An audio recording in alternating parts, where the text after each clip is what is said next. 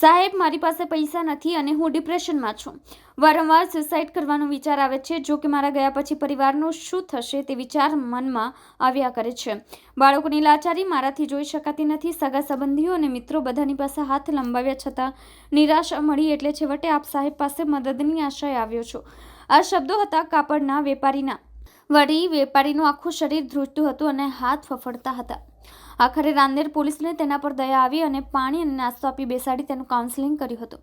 પછી પોલીસે એક NGOની મદદથી નવી રિક્ષા લોન પર અપાવી હતી. વેપારી પાસે રિક્ષાનું લાયસન્સ હતું અને તેની ઈચ્છા રિક્ષા ચલાવવાની હતી.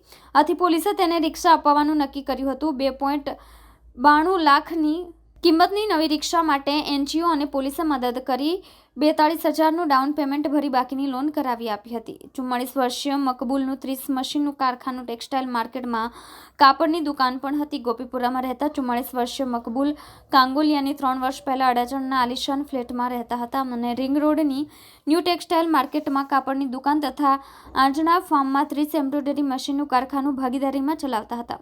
બન્યું એવું કે વેપારીને તેના જ 2 ભાગીદારોએ ધંધામાં દગો કર્યો હતો, જેના કારણે તેમને ધંધામાં એવી ખોટ આવી કે જેના કારણે કાપડનો ધંધો બંધ કરવાની તો નોબત આવી, સાથે કારખાના ઉપરાંત ફ્લેટ પણ વેચવો પડ્યો હતો.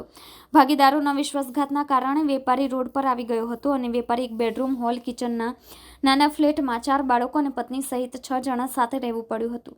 દીકરીના લગ્ન માટે પરિવારે જે કંઈ બચત કરેલી હતી અને દાગીના ઘરમાં હતા એ વેચીને દીકરીના લગ્ન કરાવ્યા હતા. હાલમાં વેપારીની હાલત એટલી કફોડી છે કે મકાનનું 6 ભાડું આપવા અને ખાવાના ફાફા પડી રહ્યા છે. આવા સમયે તેમની મદદ માટે રાંદેર પોલીસ આગળ આવી છે. ઉલ્લેખનીય છે કે સુરત પોલીસ અગાઉ વ્યાજખોરોના ચક્કરમાં ફસાયેલા સેંકડો લોકોને મુક્ત કરાવી બેંકથી લોન અપાવી હતી.